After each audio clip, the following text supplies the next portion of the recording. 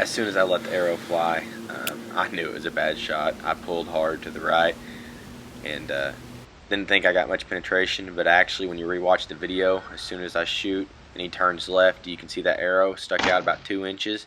Never did break the skin, but I knew I got enough penetration at that point. I knew the deer wouldn't be too far.